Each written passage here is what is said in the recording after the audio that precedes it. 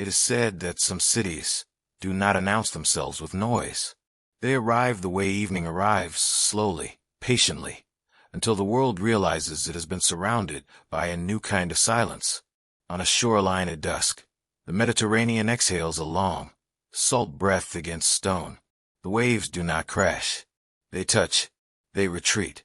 They touch again, as if repeating a quiet lesson the shore has learned by heart. Mist lingers low, turning the horizon into a pale veil, and in that half-light, between sun and moon, Alexandria appears not as a destination, but as an outline, a suggestion of towers, a faint crown of sandstone and faded copper, a city seated between desert and sea, as if it were listening to both. Whispers tell us that to enter such a place, we do not pass through a gate of iron. We pass through a gate of intention, a thought held gently, a question carried softly, a willingness to stand before what is ancient and not demand it speak too loudly. Somewhere within the city's quiet ribs, a single lamp burns in a scholar's room. Its flame is small, almost humble, more ember than blaze, yet it gathers the darkness around it and makes a sanctuary of shadow. A reed pen rests above papyrus, trembling slightly, not from fear, but from a weight of what it is asked to hold. A name is whispered before it is written, not shouted, not declared, only breathed, like a prayer offered to time. And perhaps this is where the story truly begins, not with marble halls, not with grand stairways, but with the simple ache of the human mind, trying to gather what the world keeps scattering. Beneath the silence of Alexandria, the library exists first as an idea, a longing, an invisible architecture built from desire. Some believe it began as hunger for knowledge, a devotion to collecting the world's many voices and placing them in one chamber, so that even distant truths could sit together like friends by candlelight. Others believe something else. They believe it began as a sacred form of control, because when an empire gathers words, it gathers power. When it gathers stories, it gathers authority over what is remembered and what is permitted to fade. And yet, even power must wear a kind of reverence when it handles fragile things. So we drift slowly, through courtyards where footsteps soften as if the stones themselves request gentleness. We move beneath colonnades where starlight settles on marble like dust, pale and patient, leaving the faint impression of constellations on the floor. The air is cool here. The walls are thick. Sound does not travel far. It folds back into itself, becoming quiet again. Marked by the moon, ships arrive at the harbor with their offerings. Their sails are dim shapes against the dust-blue sky. Lanterns glow amber, and the water holds their reflections like sleeping flames. Scrolls are carried ashore, bundled in linen, sealed in wax, handled not like cargo, but like relics. Their words are transported as though they were incense, and the city receives them with a hush that feels ceremonial. It is said that the library wished to braid distant tongues into a single calm, to let the world's many minds meet in one sacred place. In forgotten corners of the earth, stories had been spoken over fires, carved into stone, drawn into sand, sung into the night. Now, the library sought to gather those breaths before the wind could claim them. But the deeper we walked, the more we feel the first contradiction begin to rise, like a shape beneath fog. A library meant for everyone, yet guarded by silence and privilege. Some rooms feel open, filled with light that falls gently through high openings. Tables wait for readers who may never arrive. Shelves stand like patient witnesses. Yet beyond a certain threshold, linen veils hang in soft folds, and behind them, another air begins, heavier, quieter, touched by secrecy. There are places where knowledge is not offered, but protected, or hidden, or withheld. And perhaps that is why the library remains so haunting, not merely because it gathered the world, but because it chose what the world could touch. In the museum's sacred routine, the days unfold like prayer, reading, copying, translating, breathing with the text as though words themselves were living things that needed care. The scratch of reed against papyrus becomes a kind of tide, soft, steady, repeating. Dust motes drift in lamp glow like slow snow, and ink pools dark as deep water. Here, the library is not a monument. It is a pulse. Fragile, human, and endlessly vulnerable. Because every scroll is only one small mercy away from absence. Every page is only one night away from being lost. And so the question begins to hover, quietly, insistently, like a star seen through cloud. If every empire builds an archive, what does it fear forgetting? Does it fear the truth that came before it? Does it fear the stories that might unmake it? Or does it fear the simple emptiness of being unloved by time? The lamp in the scholar's room continues to burn, but the flame trembles now, as if it senses a future it cannot name. A draft passes, barely a breath, and the candle shivers, not yet extinguished, but no longer certain of its place in the dark. Perhaps it was never meant to last forever. Perhaps it was only meant to gather enough light for a moment, long enough for a few words to be carried forward. And in that moment, between dusk and night, Alexandria remains an outline, a quiet crown, a chamber of echoes. Some voices, it is said, only return to us when we are ready to listen. It is said there are rooms where the air remembers, rooms where even the silence has been handled, lifted, folded, and placed back with care. Tonight, we begin inside such a chamber, a vaulted space of stone and shadow, cool and still, as though the world outside has been asked to lower its voice. Moonlight enters through a narrow opening high above, falling in a pale ribbon across the floor. And within that ribbon, dust turns slowly, spiraling, drifting, like the gentlest form of time. There is no rush here, no clamor, only the soft rotation of unseen things. A librarian's hands rise into the light, steady, reverent, lifting a scroll as though it were a sleeping child. Linen wrapping gives way to the faint scent of ink, a fragrance like smoke and sap, like firewood long after the flame has gone. Wax seals bear small emblems, spirals, star marks, pressed into their surface with quiet authority. The scroll does not resist. It yields as if it trusts the ritual. And the promise is simple. Sacred. Preserve what the world tries to lose.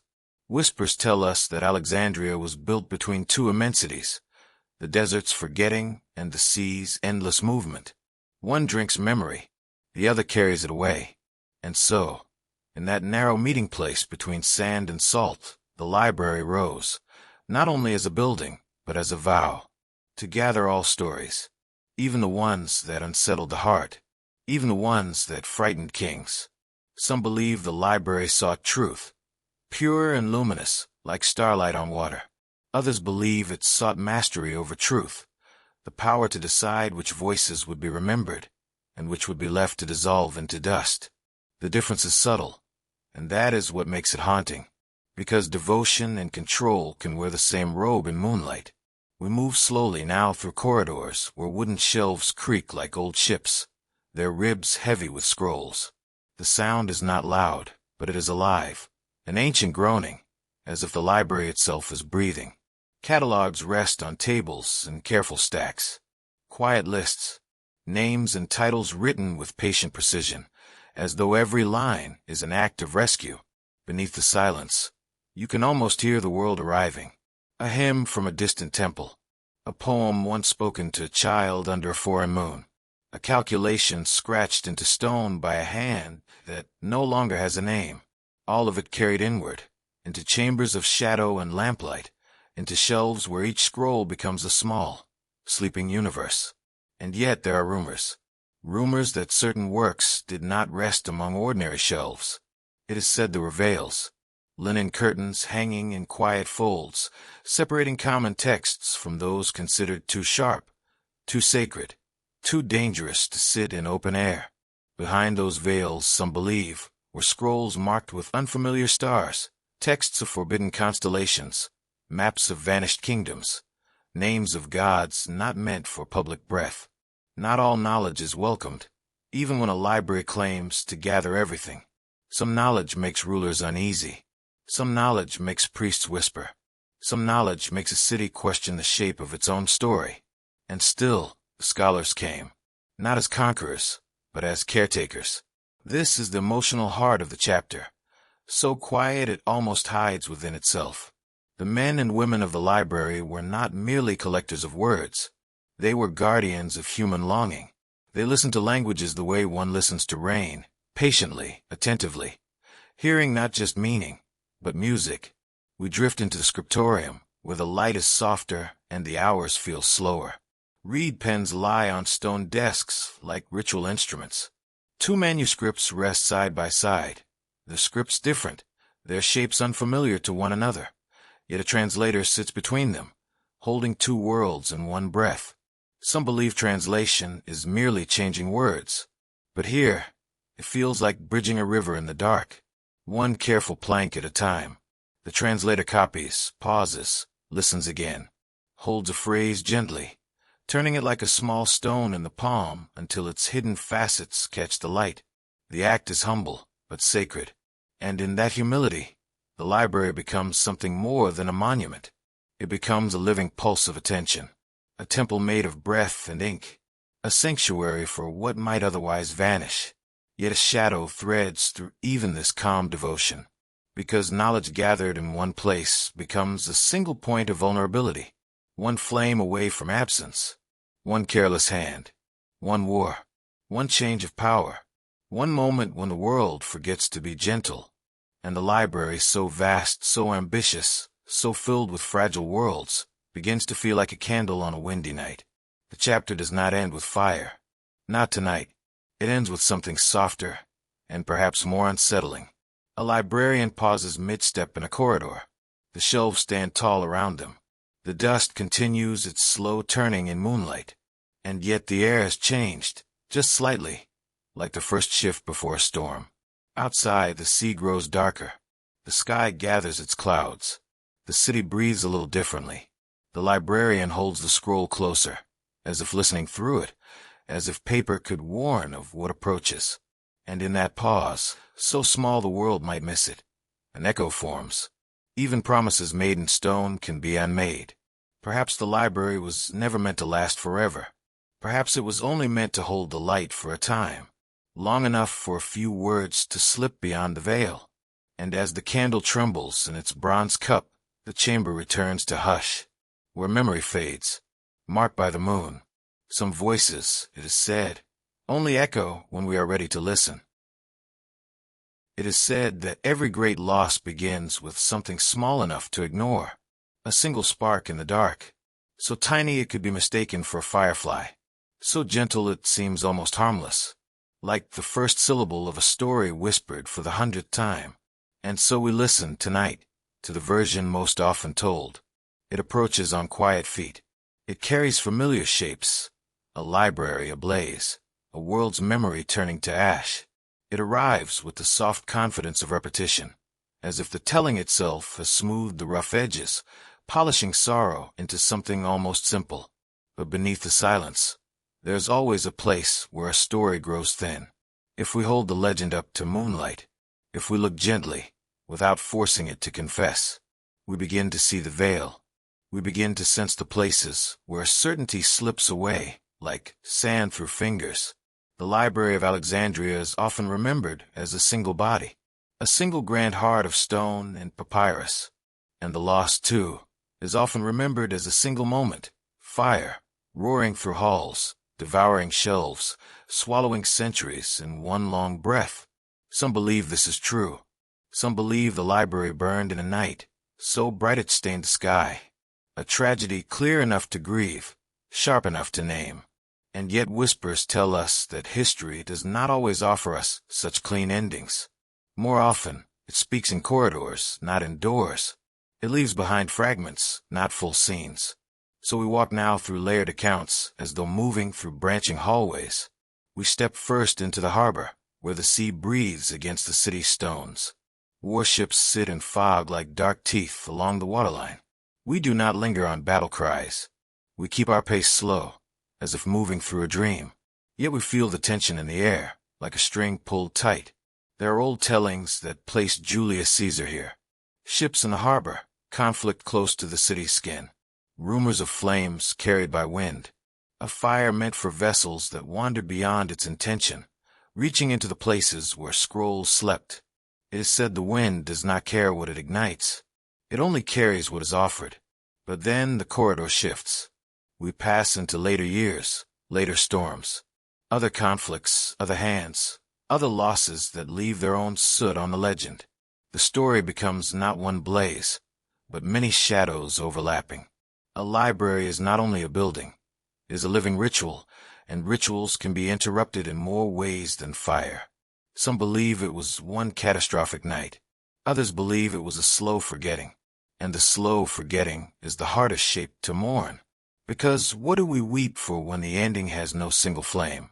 We begin to picture rooms closing quietly, one after another, like eyes growing heavy. A shelf left unattended. A catalog no longer updated. A scriptorium where lamps are lit less often, until one night they are not lit at all. Scrolls dispersed, sold, stolen, carried away, copied imperfectly, or left to crumble where they lay. Silence arrives in stages, and stages do not leave a clear date carved in stone. Deep within this chapter, we enter a chamber of echoes. We realize that history, too, is a kind of library, and that its shelves are filled not only with facts, but with the stories humans need in order to make loss bearable.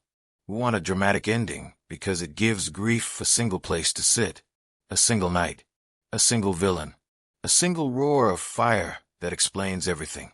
But slow endings demand a different kind of sorrow. They ask us to accept that absence can come softly, like dusk, so the mind reaches for symbols.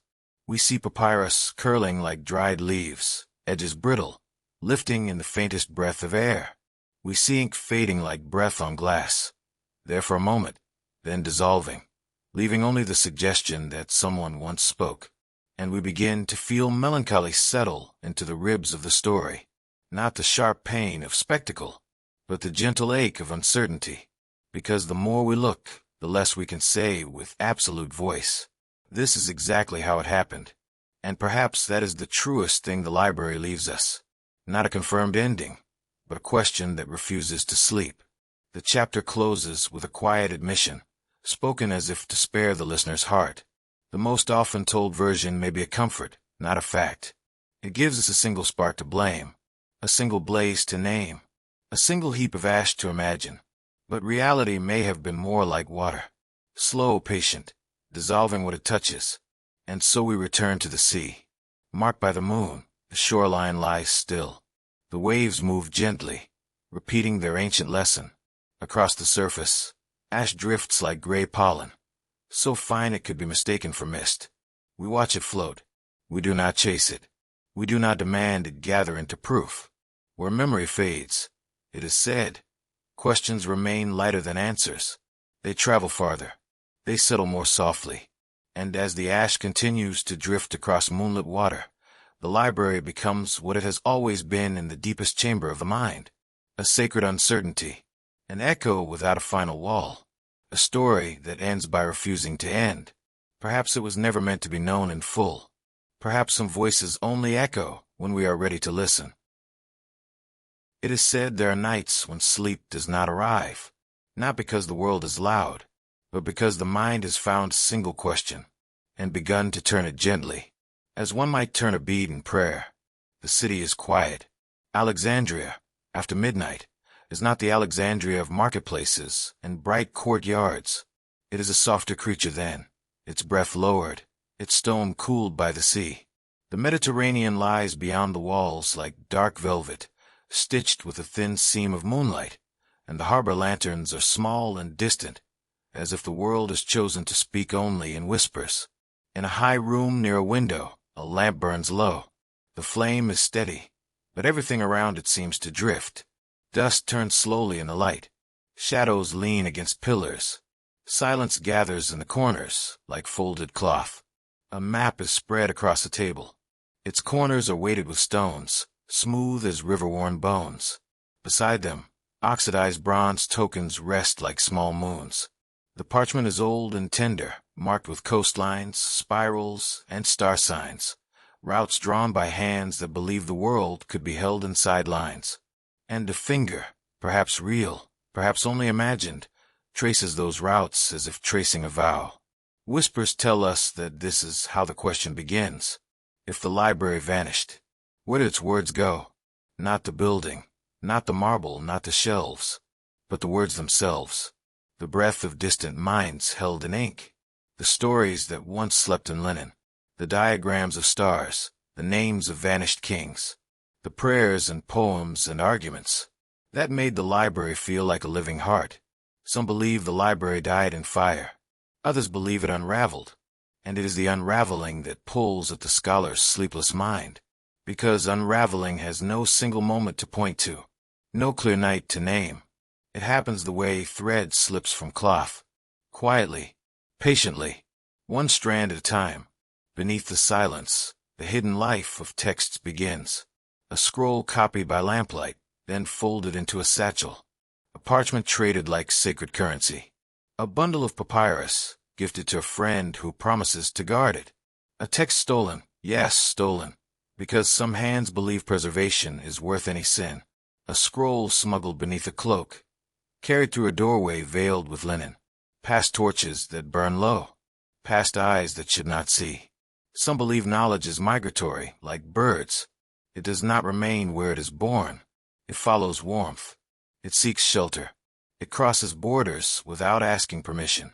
So the scholar's finger moves across the map, and the mind follows. Out of Alexandria, along the coast, across dust-colored land. We imagine saddlebags swinging gently. With each step of a journey, we do not watch too closely. We do not need the faces.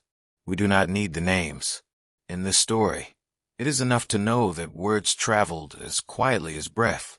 Across deserts where starlight is the only guide, scroll cases move like small, sealed secrets. The dunes roll like sleeping waves. The night air is cold and clean, and the sky is crowded with constellations, ancient witnesses that have seen empires rise and fade without ever changing their calm. Marked by the moon, a milestone stone stands half buried in sand, its carvings worn but still visible. Spirals, star marks, a language of direction. Beside it, a scroll case rests for a moment, as if the earth itself is asked to hold the memory before letting it pass. Some believe the library's words seeded into other chambers of memory. Pergamon, where terraces climb toward the sky. Antioch, where corridors hold their own quiet lists. Constantinople, where halls are veiled in incense haze and copied texts gain new margins, new hands, new lives. And far away, in mountain monasteries where the world is mostly wind and stone, ink is made like holy water, carefully, reverently, mixed in small bowls as if it were a sacrament. Lamps burn before dawn. Pages open like altars. Letters are formed slowly, one by one, as if each stroke is a small rescue. This is the meditative tension of the chapter. If the library's body was lost, perhaps its spirit survived in fragments. Perhaps the library became less a place, and more a pattern, a devotion carried in the hands of those who refused to let words die. And yet, contradictions remain. There are lists of works mentioned in other texts, titles that drift through history like ghosts, books that later writers swear existed, books they quote, books they mourn, and yet no page survives. No fragment, no scrap, only the echo of a name, floating with nothing to anchor it. In forgotten corners of the earth, some scrolls may have dissolved into damp.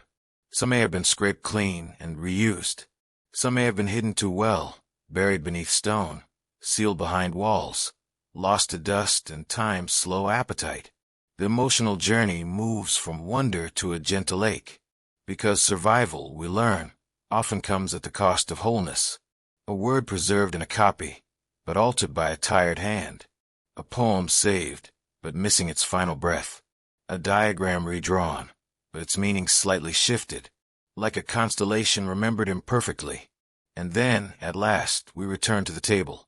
The map lies open, its routes now traced by thought more than finger. The lamp is lower than before. The sea remains dark velvet beyond the window.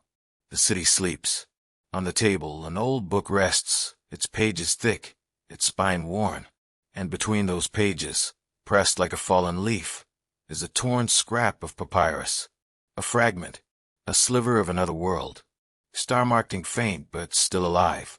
Not whole scroll, not an entire library, only a piece, preserved by chance. held by quiet mercy, saved without ceremony. The scholar does not speak. The room does not answer. But the scrap remains, and that is its own kind of promise. Perhaps the library did not vanish into nothing. Perhaps it became a scattering, a thread pulled through the world, still shining in places we do not think to look. And as the lamp trembles, as dust turns slowly in moonlight, the question returns to silence, still unanswered, yet strangely gentle. Where memory fades, it is said, fragments are sometimes all we are given. Perhaps it was never meant to be found in full. Perhaps some voices only echo when we are ready to listen.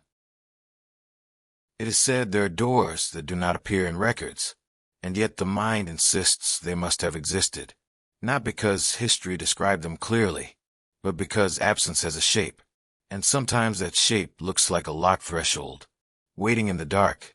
Tonight, we come to such a door. We walk through the library's imagined ruins, not the ruins of stone alone, but the ruins of certainty. Corridors stretch like faded thoughts. Columns stand half-broken, their carvings softened by time and salt air. Dust gathers in gentle drifts. Moonlight arrives in narrow beams, not to reveal everything, but to suggest what might still be hidden. And there, set into fractured sandstone, is a door that history never quite names. Its surface is marked with spirals and small star cuts, as if someone once tried to speak in symbols instead of words. The stones around it feel older than the hallway itself, as if this threshold belonged to a deeper layer of the library, an inner chamber kept apart from ordinary breath. We do not hear footsteps. We hear only the hush of our own attention. Whispers tell us there is a key. Perhaps it is a real key, oxidized bronze, heavy with age. Or perhaps it is a metaphor, a turning in the mind, a willingness to approach what is not confirmed.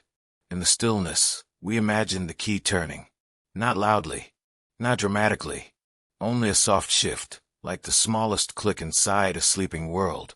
And when the door opens, the air changes. Inside, the chamber feels thicker, as if secrets have weight. The coolness is deeper here. Dust does not merely drift. It spirals slowly in moonlit beams, turning like quiet galaxies. Linen veils hang in layers, pale and motionless, separating shelves from sight the way fog separates shoreline from sea. Beneath the silence, even emptiness feels arranged. This chapter is not about what is known. It is about what is rumored, the forbidden. Text said to be too dangerous, too sacred, too destabilizing for open shelves. Works that might bend a ruler's pride, or loosen the bindings of belief. Scrolls whispered about in half sentences, as if the mouth itself fears completing the thought. We move among catalogs where certain lines are missing. A list begins with careful precision, titles, authors, places of origin. And then, suddenly, a blank groove, a scraped-away entry, a space where something once was, and then was not allowed to remain. Some believe the library held works on lost continents, landmasses swallowed by oceanic silence, remembered only in fragments and shore-bound myths. Some believe it kept accounts of ancient catastrophes older than empire, skies that darkened for years, seas that rose without warning, cities that sank as though the world had exhaled and never inhaled again. Others speak of rituals, rituals older than kings, older than the names we use for gods. Practices written not to enlighten, but to transform. Texts that describe the turning of the human spirit as if it were a door. Words meant to be read only by those who had fasted, prayed, listened long enough to hear what ordinary hearing cannot. And then, softly, another belief enters the chamber. Some believe the forbidden scrolls never existed at all, that they are later inventions, stories built to fill the emptiness left behind. Because humans find it difficult to accept a loss that has no treasure at its center. A library vanishing is painful enough, but a library vanishing with secret knowledge inside, that gives the sorrow a darker jewel to hold. So the chamber becomes a delicate place between myth and memory. We do not confirm. We do not deny. We drift. We let the rumors float like dust in moonlight, each one catching light for a moment, then fading. Still, it is hard not to feel the quiet truth beneath all versions. Power and knowledge have always lived close together. Rulers who fund learning may also fear it. Patrons who build libraries may also decide what belongs inside them. And sometimes, the greatest act of control is not burning a book, but removing it quietly from the light.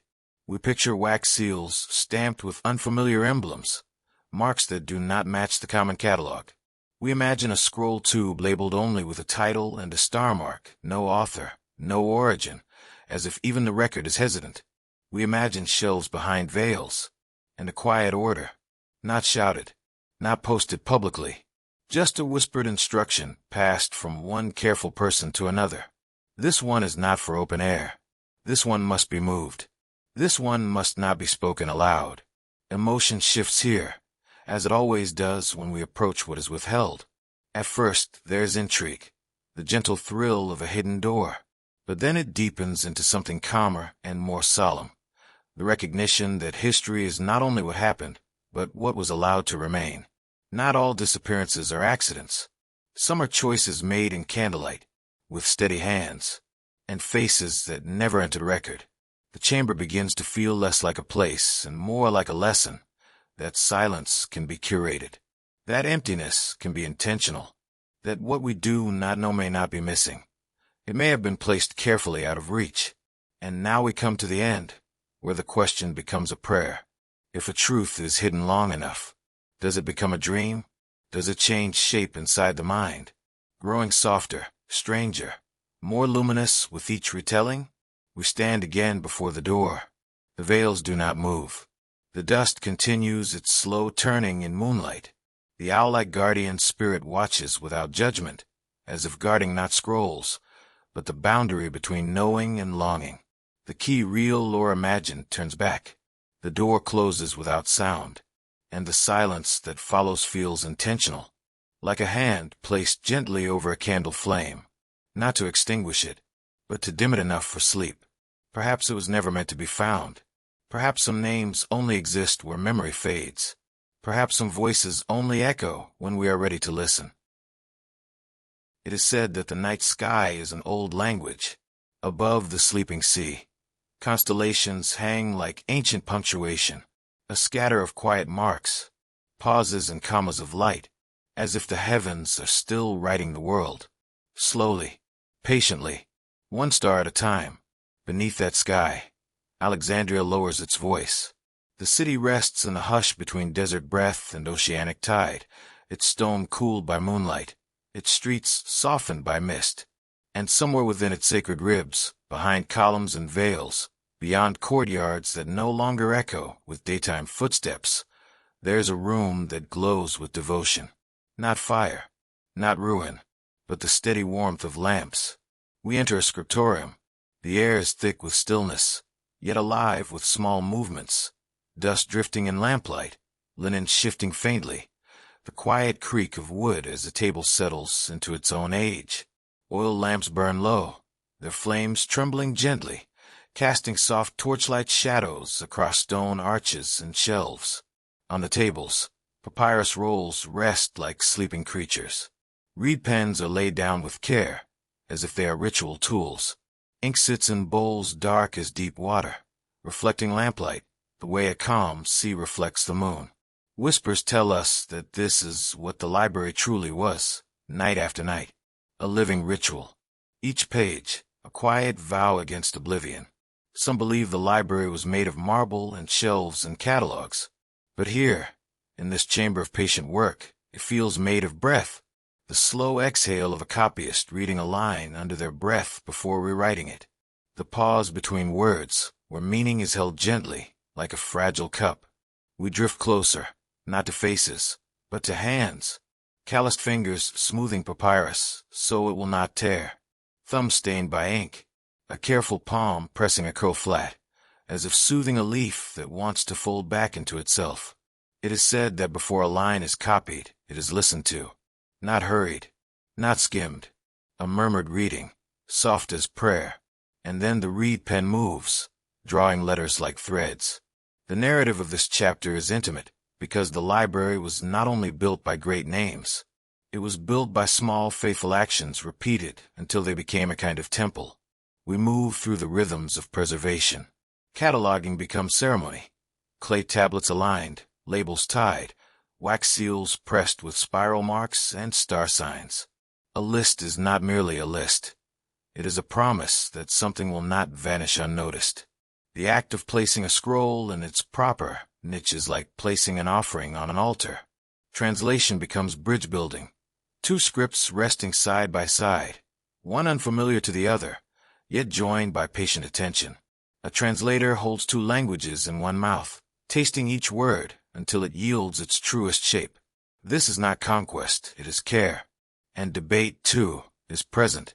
Yet here it is not a clash of voices. It is a gentle tide, a circle of scrolls and tablets arranged as if a conversation has just ended and might begin again at dawn. Ideas move softly, flowing from mind to mind like water passing through reeds. Beneath the silence, the library breathes. And then, in the deepening mystery, an unsolved tenderness enters the room. For every famous name remembered, for every scholar whose work still echoes, how many vanished without trace? How many hands copied by lamplight and left no signature? How many eyes strained? How many backs bent? How many sleepless nights offered to ink and paper, only to disappear into history's unmarked shelves? We look into an alcove where scroll tubes are plain, unadorned, tied with simple linen. No titles, no proud catalog marks, only the quiet suggestion that these works mattered to someone once, enough to be carried here. Where memory fades, it is said, the invisible labor becomes the foundation, and suddenly we feel the sacred tension that lived beneath every page. Ink lasts, yet paper burns. Words can travel centuries, yet the people who carry them fade within a single lifetime. The copyists know this, even if no one says it aloud. Perhaps that is why their movements are so careful, why each letter is drawn as if it must survive a storm. A lamp flickers. Papyrus edges curl slightly, dry and delicate. Dust turns in the air like slow spirals. And still, the reed pen continues. Not because the future is guaranteed, but because devotion does not require guarantees. The emotional arc shifts, almost without notice, from wonder to quiet gratitude. Because even if the library fell, whether by flame, by neglect, by the long unraveling of time, these small acts of copying were a form of hope. Hope written letter by letter. Hope pressed into margins. Hope sealed into wax. We come to the final image gently. An open desk near an archway. A half-finished page. Ink still wet in places, dark as deep water. Outside, the night sky is vast. The constellations remain, those ancient punctuation marks, holding their calm above the world. And through the archway, starlight spills inward, pooling across the page, illuminating the lines as if the heavens are reading along. The owl-like guardian spirit watches in silence, perched near the threshold, neither approving nor denying, only witnessing. And the room grows softer. Perhaps the true library was never the building. Perhaps it was never the marble halls, or the famous names. Perhaps it was this, the devotion that kept rewriting the world. Even when the world was uncertain, the lamp trembles, the ink settles, the stars continue their quiet grammar overhead, and somewhere between one breath and the next, the scriptorium returns to hush, leaving the listener suspended in that gentle thought. As sleep approaches, some voices only echo when we are ready to listen. It is said that dawn is the gentlest kind of arrival. Before the city wakes into voices and footsteps, the harbor of Alexandria breathes in a quieter language, mist and rope, salt and stone. Ships rest like sleeping beasts, their hulls dark and heavy, their sails folded in patient silence. Ropes creak softly against wooden posts, and the sound is not sharp, but old. Like a lullaby the sea has been singing since before anyone thought to name it. Water laps against the quay in slow rhythm. Touch retreat, touch again. A rhythm that feels older than politics, older than banners, older than empire. Beneath the silence, the harbor holds its own ceremony. The stone is damp with night, and carved spirals along the steps catch the first pale light. Dust and salt cling to everything, as if the sea insists on leaving a signature. Even the air tastes faintly of ink, though no page has been opened yet. Whispers tell us to listen, because the harbor is not merely a place where goods arrive. It is a threshold where worlds meet, and in that meeting, echoes gather. Not loud echoes, no shouting, no clamor, but the softer kind. The memory of many tongues arriving on the same wind. Voices and languages that roll like waves. Languages that click like shells. Languages that sing like reeds. Each voice brings something. Spices and cloth. Bronze and glass, and stories. Each story a thread. And Alexandria, it is said, had a loom waiting. This chapter moves slowly through the city's waking pulse, following the path of papyrus as it travels from ship to shore, from shore to market, from market to quiet hands. In the early hours, scroll bundles lie among cargo like sacred currency, tied in linen, sealed in wax, stamped with small emblems, stars, spirals, marks of belonging. To carry words across water is to trust the sea with memory. Some believe that is why the Library of Alexandria felt so haunted by devotion, because its shelves were filled not only by scholars, but by travelers, by merchants, by sailors who may not have read a line, yet still carried lines across the world as if transporting breath. We drift through marketplaces under colonnades, where papyrus changes hands. Stalls offer sheets as thin as dried leaves, inkpots dark as deep water, reed pens laid out like ritual tools.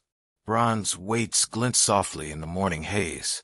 A catalog tablet rests nearby, etched with neat marks, proof that even commerce here is touched by the urge to preserve. But the deeper we follow the thread, the more the harbor's hush reveals its contradiction, because it is said that Alexandria did not only welcome books, it asked for them. There are rumors, quiet, persistent, of a custom near the docks. Ships arriving with books were requested to surrender them, so they could be copied. Originals kept. Duplicates returned. Some believe this was reverence, an act of preservation so devoted it could not bear to let words pass through without leaving a copy behind, like pressing a leaf into a book so it will not vanish with the season. Others believe it was something else.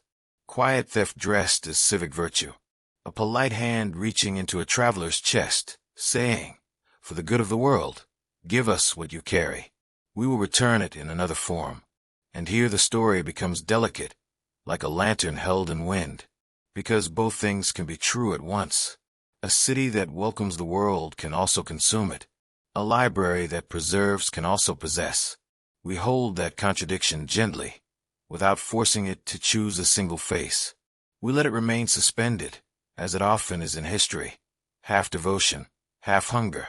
Knowledge becomes an empire's mirror. In it, Alexandria sees its grandeur, shelves stacked with the world, languages gathered under one roof, ideas braided into a single chamber of light. But in that same mirror, another shape appears, an appetite, the desire to hold everything, to become the place where stories must pass through in order to be considered real. We return to the docks. Footsteps sound softly on wet stone. Crates shift. Amphorae are rolled into shade.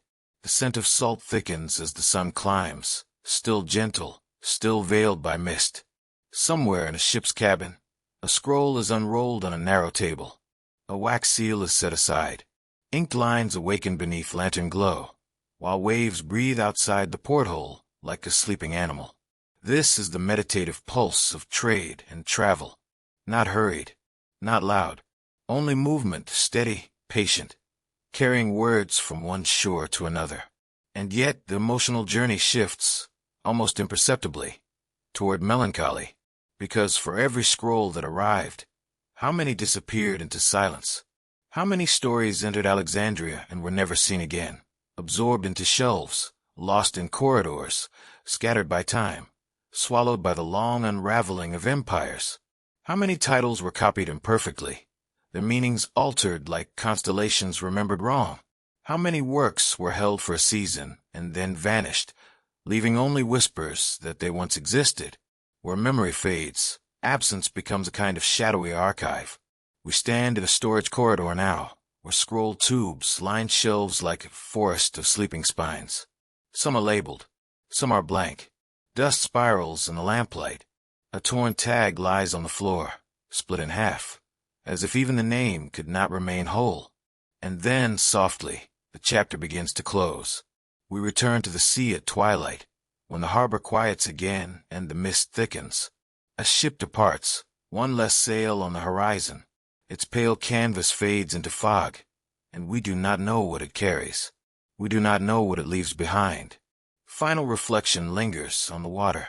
The sea is the keeper of routes, the keeper of secrets, the keeper of vanished words. It is said the ocean does not destroy stories. It simply hides them, folding them into its endless breath. Perhaps that is why we still listen to waves, late at night, as if they might speak. Perhaps it was never meant to be fully known. Perhaps some voices only echo when we are ready to listen. It is said that not all endings arrive like storms. Some endings come like twilight, so slowly that the world does not notice. The moment brightness begins to thin. We open tonight on a hallway where lamps are fewer than they used to be. Once, the light may have been generous here, pooling warmly across stone, glinting on bronze, catching the edges of papyrus, as if each scroll were a small sunrise. But now the hallway holds longer stretches of shadow. The lamps burn farther apart, leaving quiet gaps between their pale circles of flame. The air feels cooler. The silence feels heavier. And the first sign is subtle, a shelf with gaps. Not a collapsed shelf. Not a broken one. A shelf that still stands, patient upright, but missing the bodies of scrolls that once slept there. Empty slots appear like missing teeth.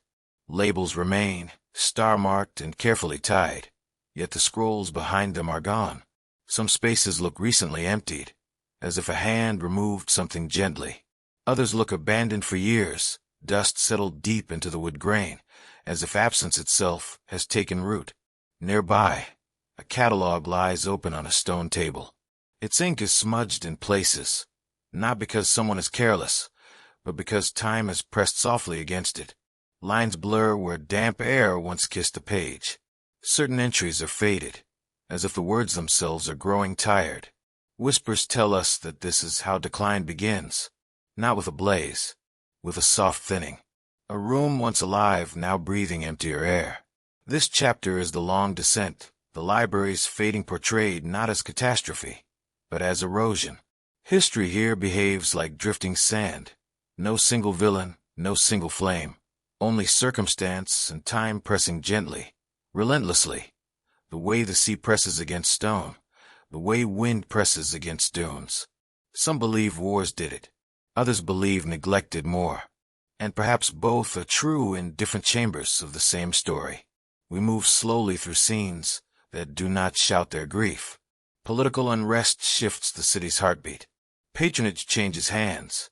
The people who once poured resources into learning begin to look elsewhere, toward armies, toward building projects, toward survival, toward new priorities that feel urgent enough to steal attention from quiet shelves. Changing faiths reshape what is considered sacred. What was once welcome becomes suspect. What was once funded becomes questioned. And the tightening of resources is rarely dramatic. It is said it begins like this. One lamp not refilled. One stipend delayed.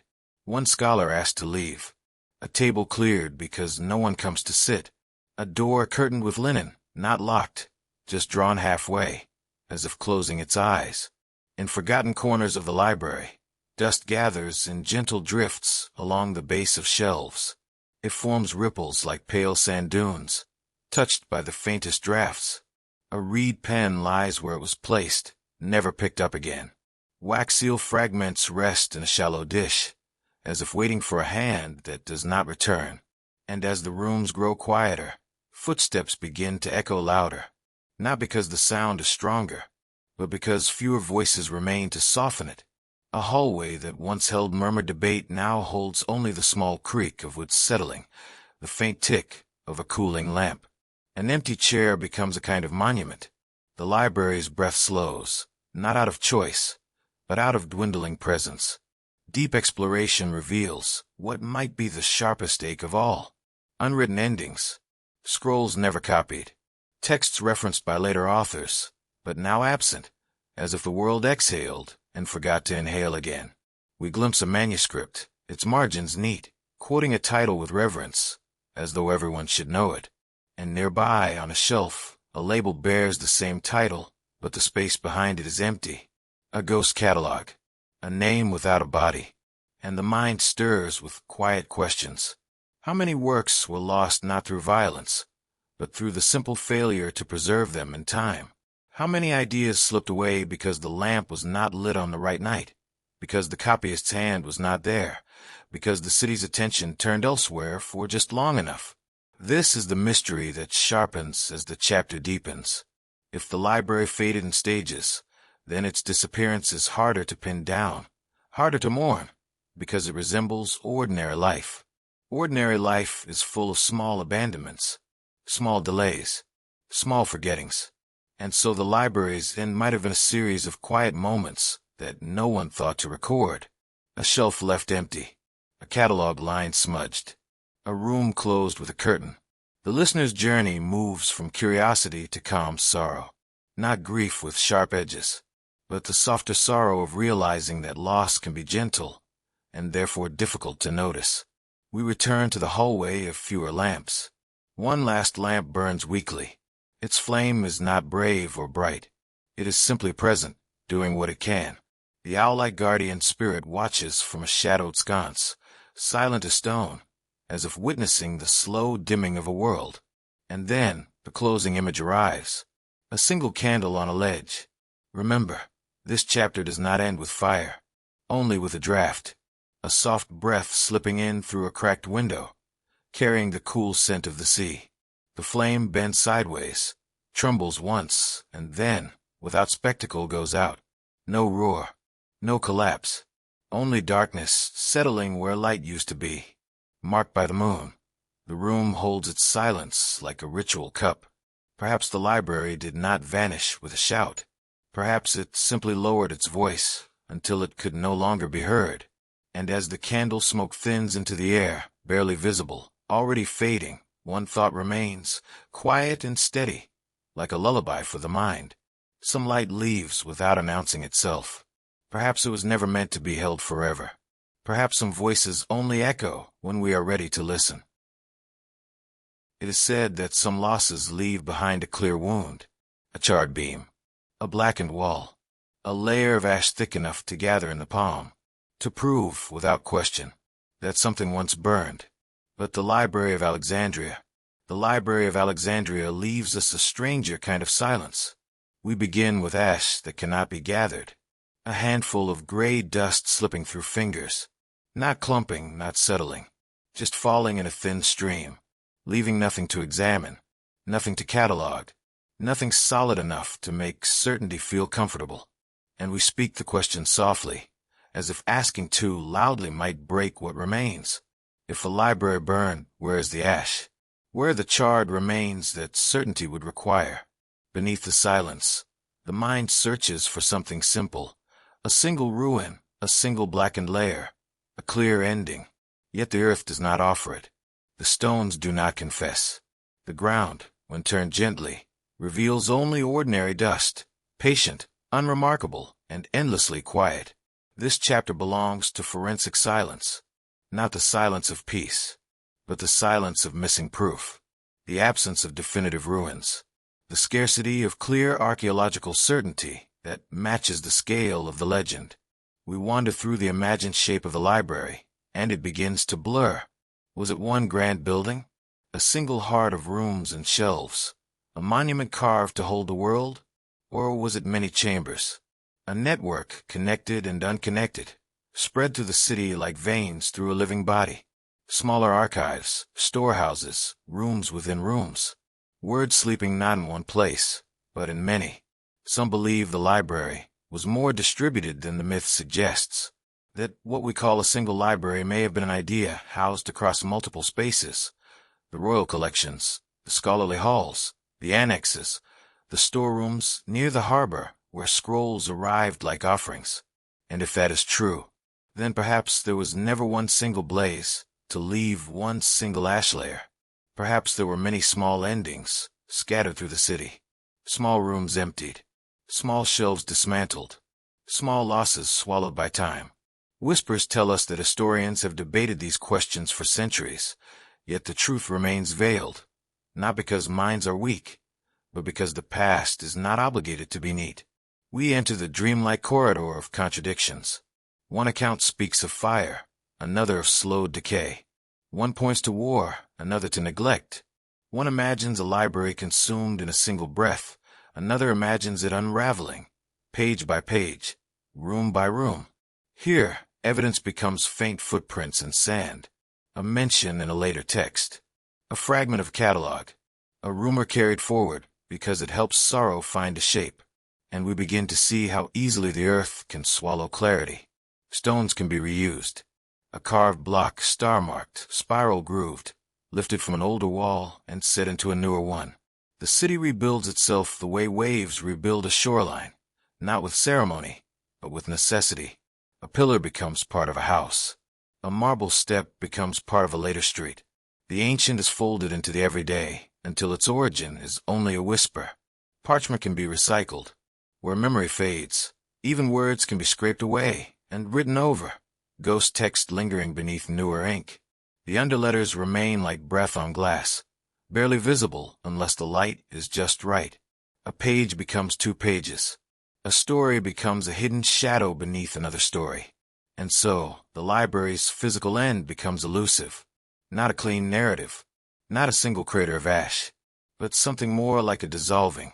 The chapter's meditative pacing lets uncertainty become sacred rather than flawed, because perhaps the yearning for a clear ending is our own longing, not the past's obligation.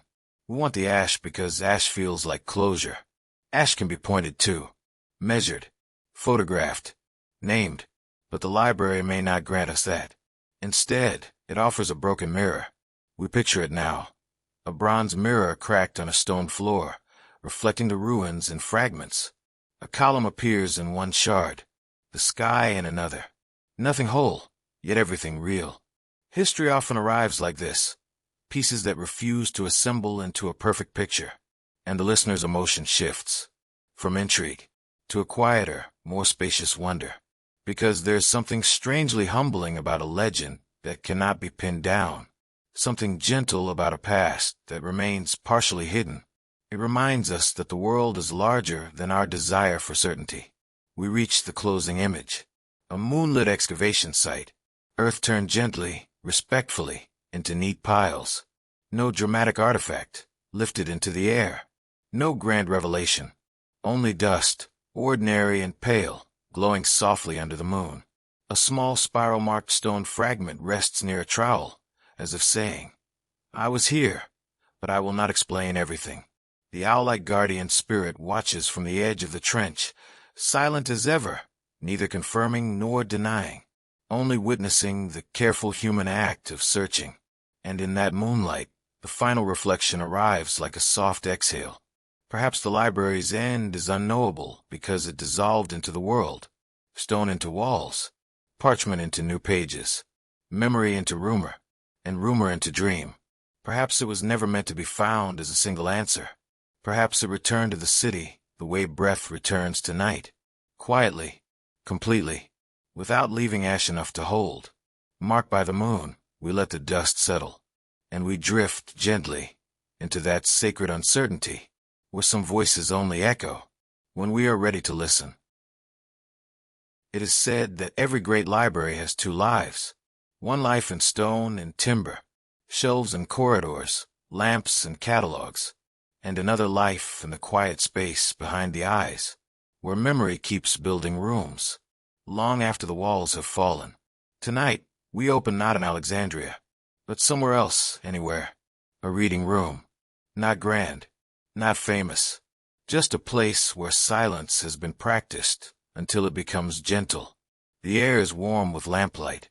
The windows are tall, and beyond them the night rests like a dark sea. Books stand in rows along shadowed shelves, their spines worn softly by touch. Dust drifts lazily in a pale shaft of moonlight, turning like slow constellations. And in that room, a single page is turned. The sound is soft as falling snow. Not a dramatic sound, not a declaration, Just a quiet shift, a whisper of paper moving against paper, as if time itself has decided to walk on gentle feet. The opening image carries a simple truth. Even without the Library of Alexandria, the ritual of reading remains, like an ember carried forward in careful hands, like a flame hidden from wind. Whispers tell us that this is what the library has become, not merely a vanished building, but a symbol held inside the human imagination, a longing for wholeness, for a world where knowledge can be gathered and protected, where nothing sacred is lost, where every voice has a shelf and every story has a home. And yet, beneath the silence, we know the longing itself is born from loss, because we do not dream of perfect archives, unless we have felt the ache of disappearance. So the final chapter revisits earlier images, not as facts to prove, but as gentle echoes to weave. Harbor mist returns first, not outside this reading room, but inside it, behind the eyes, where Alexandria's dawn still drifts like pale breath across water. We remember ships resting in fog, ropes creaking softly, scrolls arriving as offerings. We remember the scent of salt and ink, the hush of a cabin where a text was unrolled while waves breathed outside.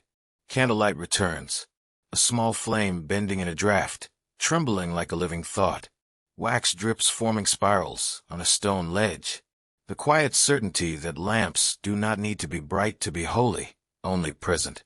Dust and starlight returns, those slow, drifting motes, tiny and patient, turning in a beam of moonlight as if they were the world's oldest prayer.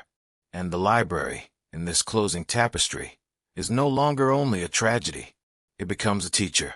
Some believe its loss warns us, a reminder that even the greatest collections can vanish, that knowledge gathered in one place becomes fragile.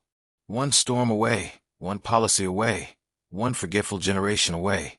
Others believe the library blesses us with humility, reminding us that all archives are temporary, and therefore precious, that what is impermanent deserves tenderness, not because it will last, but because it will not. Deep exploration invites us to contemplate fragments, not in sorrow but in reverence, surviving texts, copied and recopied, echoing ancient shelves, ideas that travel beyond the building's fate, finding shelter in monasteries, in private collections, in the careful margins of later books. Words that crossed oceans and centuries, not because stone protected them, but because hands did, unnamed hands, invisible labor. The copyist who wrote by lamplight and left no signature. The translator who held two languages in one mouth, bridging worlds softly, patiently. The librarian who tied a label and placed a scroll into its niche as if it were a sleeping child.